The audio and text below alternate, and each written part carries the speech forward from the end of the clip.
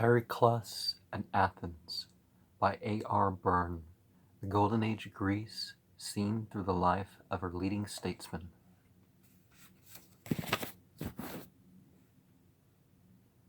Chapter 13.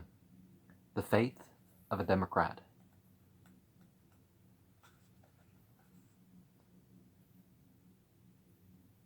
Archidamus, the heavy heart, gave the order to advance. Even now, on reaching Megara, he took not the direct coast road by Eleusis, but the mountain tracks into the northwestern Attica, where he besieged the frontier fort of Oinoa on the road to Thebes. He thus cleared the wooded hill country, out of which a resourceful enemy might have harassed his marching columns strung out on the narrow coast road. Also having no cavalry of any kind, he wished to make contact with his Boeotian allies, needing their horsemen to face those of Athens, reinforced from Thessaly, before letting loose his infantry to forage and devastate. But Archidamus certainly took his time over all of this, undeterred by the grumbling of his army, who complained that they were losing good loot by his pro-Athenian and cowardly action, giving the enemy time to evacuate their farms. He was holding to his policy of not killing the only hostage to the last possible moment. If only Pericles would make some pacific move.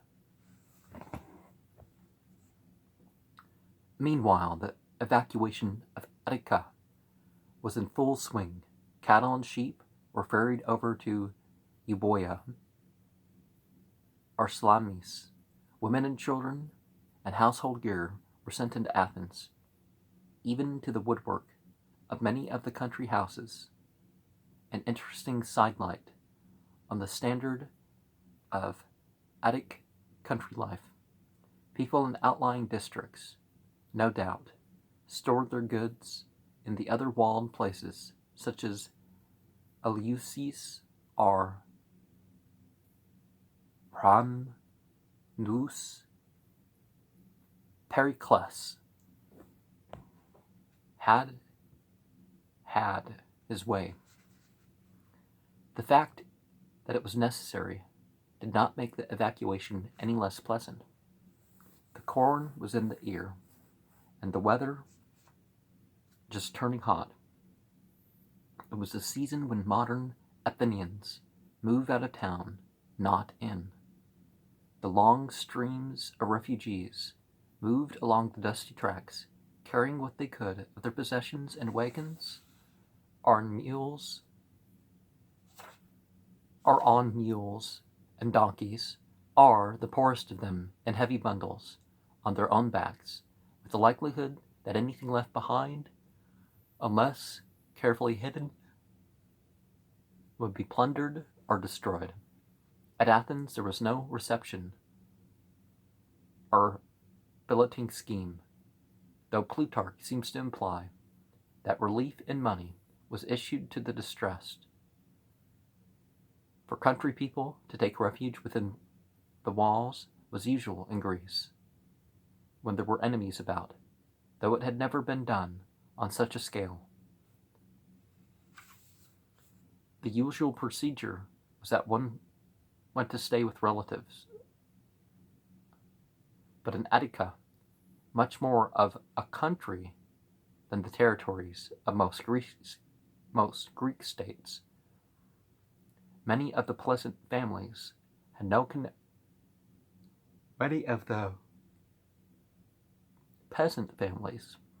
connections in town, and camped wherever they could, some in stifling little improvised shacks, some in the towers of the fortifications, many in the temples and shrines of the gods and heroes, except those of the Acropolis, and any others that were securely locked up, just as an even larger and more pitiful throng of displaced persons camped in Greek churches and built shacks around the Acropolis after the Asia Minor disaster. Later, they spread gradually along all the 5 miles of the long walls to Piraeus. A modern doctor would have been alarmed at the danger to health, especially as there was a plague raging in Egypt and parts of Asia, with which Athens was still trading. But the peasants of Attica were a healthy stock, and there were no ill effects this year. And one thing that's very important in warfare is to spare the civilians. After all, if you're going to go to war, fight like men. Government to government, military to military.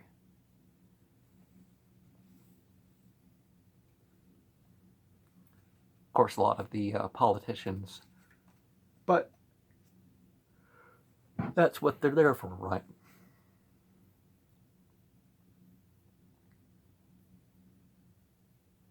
Pericles encouraged the will to resist with another war, speech containing little rhetoric, but much better at such a time of general discomfort, plenty of cheering and reassuring facts, a general summary of Athens' armed and financial strength. The army includes 13,000 first-line armored infantry, besides as many more for garrison duty, found by the older men and the young cadets. 3,000 armored infantry of the resident foreigners were also usually employed for defense only. This great number of 16,000 armored men, merely for holding the line, is accounted for by the length of the perimeter. Athens, Piraeus, Phaleron, nearly 17 miles, and the garrisons and the other walled towns and bordered forts. Athens also had 1,200 cavalry, including the mounted archers, and 1,600 foot archers. The navy had 300 triremes ready for service. As Archidamus had warned his people, neither single city had anything like such manpower. Financially, the state had 6,000 talents in coined silver deposited on the Acropolis, at 600 talents a year coming in from the empire. Athens should win, repeated Pericles, if she kept to the sound strategy of avoiding a land battle and keeping the subject allies well in hand. It is around planning and economic strength, said he, that decide most issues at war. The total tribute, as shown by the quota list, some of which are nearly complete, was under 400 talents. 388 talents for the financial year of 433 to 432. Evidently, there were important other sources of revenue and action. And this idea of different years at the same time, we see here that a lot of cultures obviously had it. But remember, a talent's like 120 pounds, something. It's like a person's weight of metal.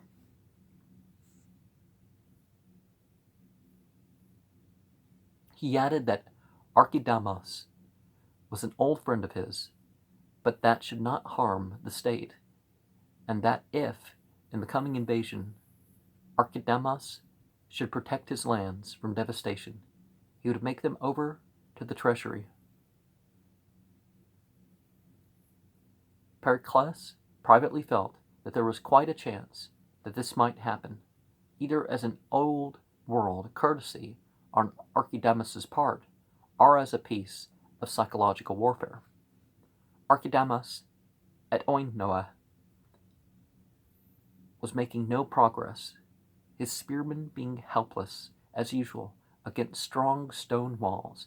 Finally he gave it up, with Boeotian cavalry in the van, crossed the hills into the plain of Eleusis, where devastation began in earnest. An Athenian cavalry force was driven back east of Eleusis, but Archidamus declined to follow up through the narrow pass where the Sacred Way cuts through the Aegaleos Ridge.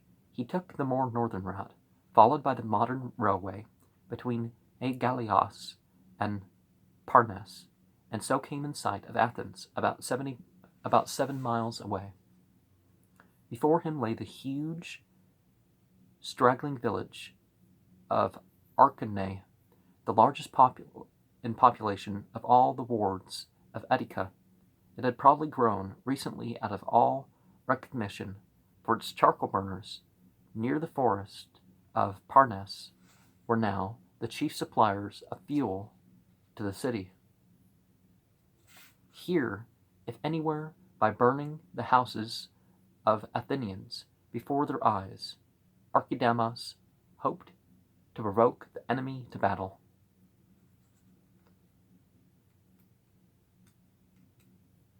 Now, that sort of act of aggression, you kind of would figure that they'd come to battle. What would have to be wrong to, oh, they're burning down our homes, oh, okay, well, see if we can hold off going to war with them. At Athens, the hope had survived till that very hour, even when the enemy were reported burning round Eleusis, that perhaps they would come no farther, but withdraw like Pleistoanax's army 15 years before. But now the unthinkable was happening. Acharnae was in flames. The vines were being trampled down. Boeotian camp followers were carrying off anything movable.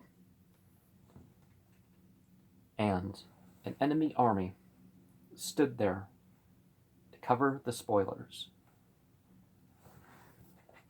All Pericles' sage advice was forgotten, and groups gathered in the streets, disputing furiously, while oracle mongers hawked their wares, varied to suit all tastes.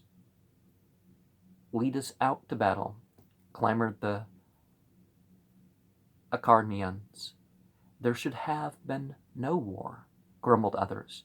There were few who did not blame Pericles on at least one ground or the other.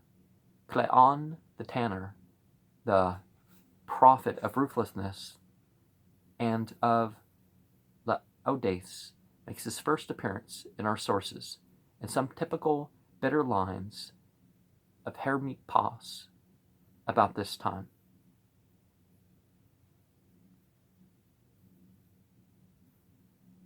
Some expected a special meeting of the assembly, but Pericles, never greater than in this hour, refused, fearing the people, once convened, might take worse advice than his.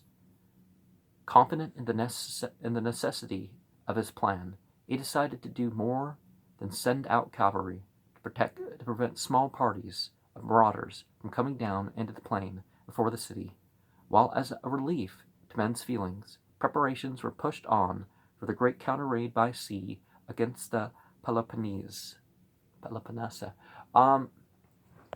Now, if people were really prophets or mediums, their messages wouldn't to affect certain groups of people, but to apply for to fit in with their personal taste. No, that's not something that is worthy of such a figure. But scam artists, false prophets, dishonest oracle readers, as in, they're not just trying to weave in a symbolic message into something, they're actually claiming that this is knowledge of the unseen. If you know a certain contact of mine, that's what I mean. I don't mean that I'm trying to claim the unseen from the whole thing. I am weaving a symbolic message based on reactions. That's it.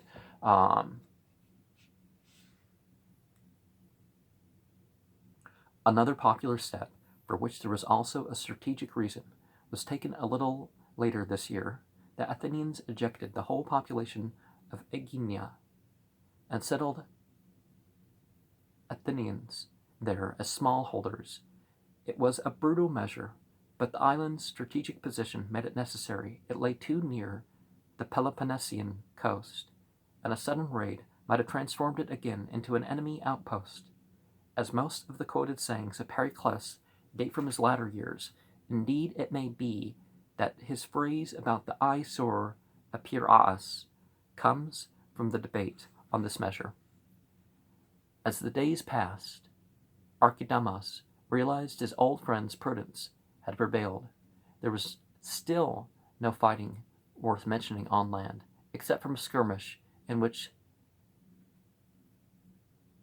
Thessalian as well as Athenian cavalry were encountered at a place called Phrygia,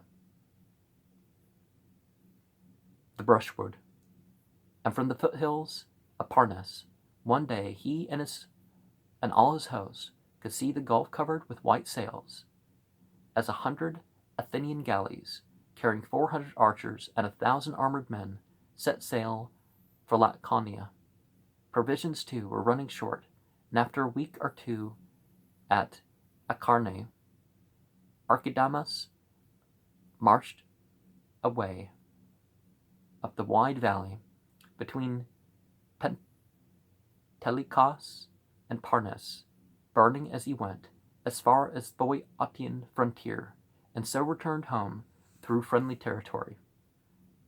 The 100 Athenian ships, plus 50 from Kerkyra, raided the south and west coasts of the Peloponnese, won over the great island of Cephallenia, a useful stepping stone, and captured Salion, a small Corinthian colony, and Acarnania,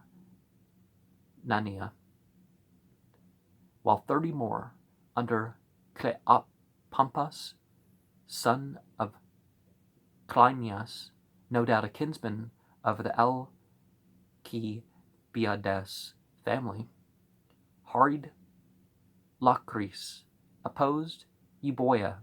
Finally, after the Peloponnesian army had gone home, Pericles led out the main army to work off their anger on the territory of hapless Megara, against whom Athens had now declared a truceless and relentless war.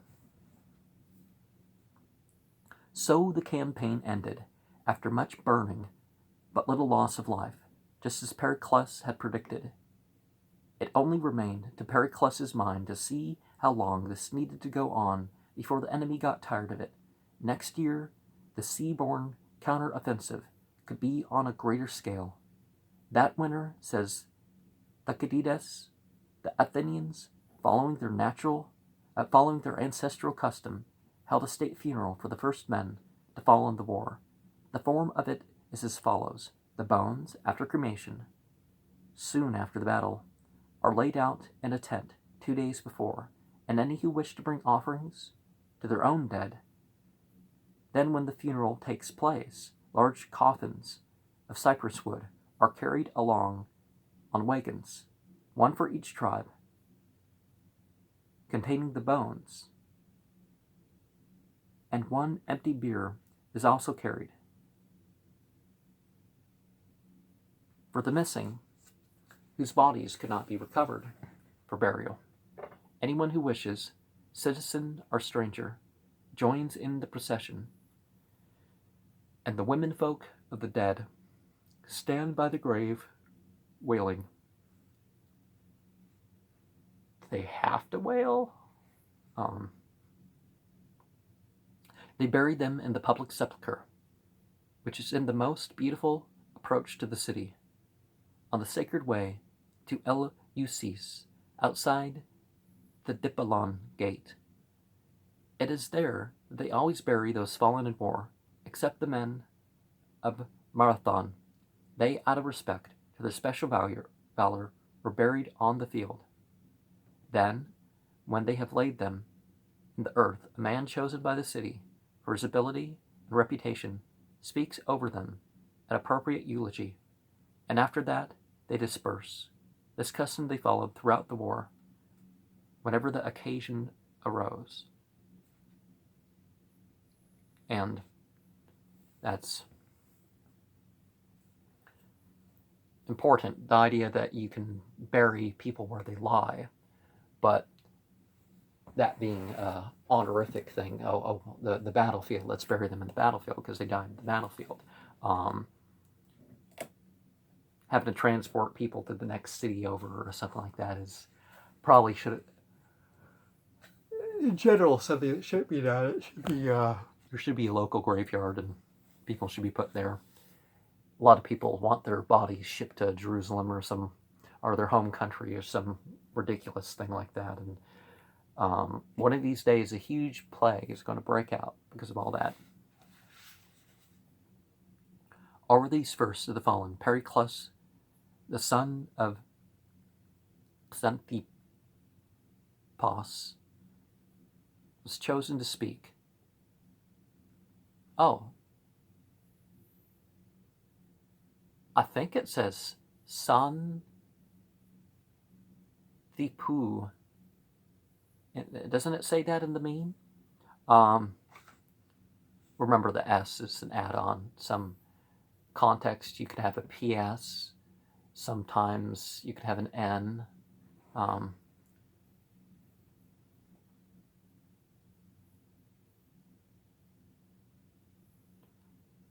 Over the first of the fallen, Pericles, son of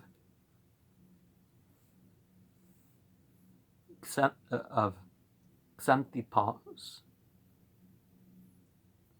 Wait, no. Xanthippos was chosen to speak. So at the appropriate moment, he came forward from the tomb, mounted a high platform, which had been constructed so that he might be heard by as many of the crowd as possible, and spoke to the following effect. What follows is the famous funeral oration, which since Pericles and Thucydides made it the occasion for recording Pericles' political testament and confession of faith. It is here translated almost in full. Being a wartime speech, it is full of digs at the enemy. At the Spartan peacetime security measures, for example, are near the end in the contrast of Athenian courage with that of the austere Spartans, whose lives, a Greek wag said, were made so miserable for them that it was no wonder they threw them away. But the most interesting part of it is Pericles' ideal picture of the Athenian democracy, and in this the most striking trait is perhaps the strong resemblance of its main lines to the hostile yet somehow loving accounts of Plato and of the old oligarch. Most men, said Pericles, as Thucydides remembered him, who have spoken in this place, have praised the legislator who added this speech to the proceedings. For my part, I should have thought it sufficient that when men had proved themselves in action, by actions we should honor them, as we have now done in this public burial, instead of letting the credit of many brave men be at the mercy of one man's words, according as he speaks well or badly.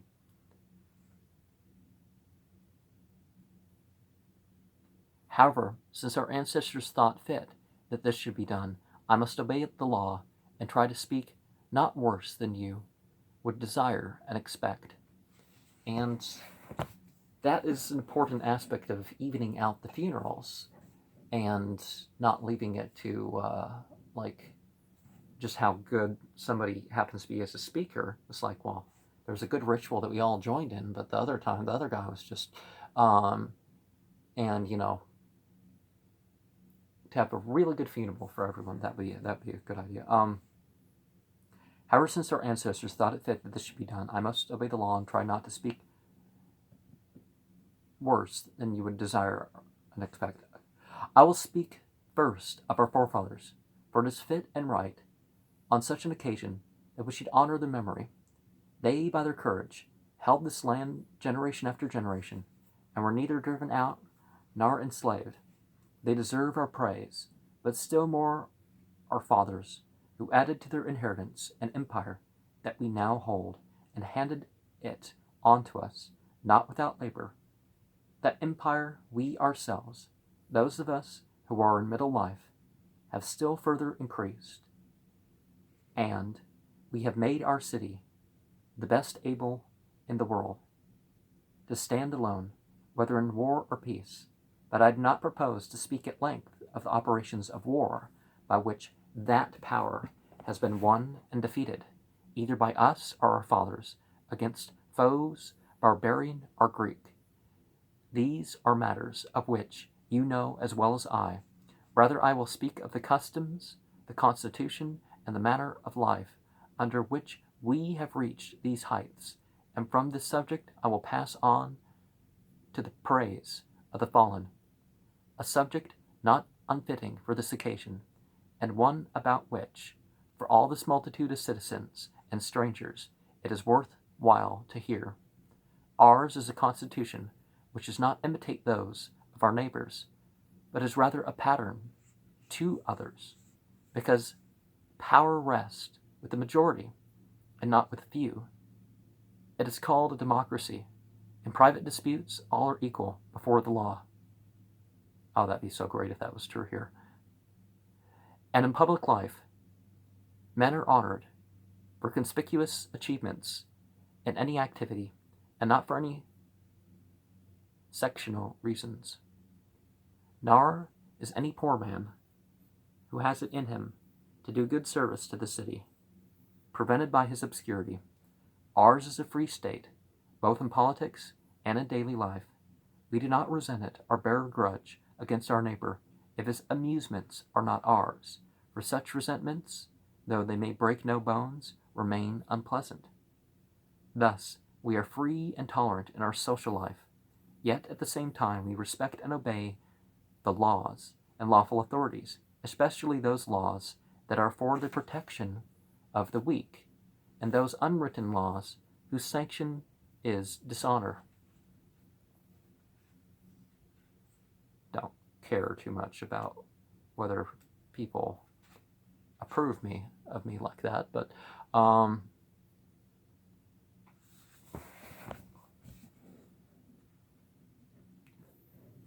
we, best of all men, have provided ourselves with recreation for the mind, both in games and festivals at every season of the year, and in the beauty of our own belongings, the delight in which day to day leaves no room for dreariness, and because of the greatness of our city, all the trade of the world flows into her, and we can enjoy the products of distant lands as easy as our own. Oh, the Athenian pottery was especially known. Okay. We are superior to our enemies, too, in our preparations for war. Our cities open to the world. We are not always expelling foreigners, for the fear of their learning, or seeing something of military importance, for we trust not so much in secret armaments as in our native courage. In education, too, they try to inculcate manliness from youth. Up by a laborious training, we live freely, and yet we face the same dangers quite as readily as they. But if we can do this, if we can rely not on compulsion, but on a tradition of bravery, so much the better for us. We do not exhaust ourselves with our preparations before the trouble arises, and yet when it comes to prove quite as brave as they who are always laboring. Here, then, we have cause to admire our city. And not in this alone, we are lovers also of beauty, of simplicity, and of the things of the mind, without growing soft. Wealth we consider an opportunity for service, not something to brag about. Poverty, no disgrace for any man to confess. The disgrace lies in not working to escape it. Among us, too, the same men direct both their own business and affairs of the state, and working men form a very adequate judgment on politics. We alone call the man who takes no part in these things not quiet, but useless. And we ourselves personally either decide policy or at least form a sound judgment on it. For we do not consider that debate makes action ineffective, but rather that the practice of rushing into action without being informed beforehand does so. Indeed, we surpass others in this, too, that we who run the risks are the very same men who weigh up the chances of an operation, whereas among others, ignorance brings boldness, while reflection results in hesitation. But those men surely should be deemed bravest who know more clearly what danger is and what pleasure is, and are not thereby made to flinch. And, okay, so there's some custom. It's not all, what you call political, but it is political, and there's no reason why we should have to separate these things. And the faith of a Democrat, and continues.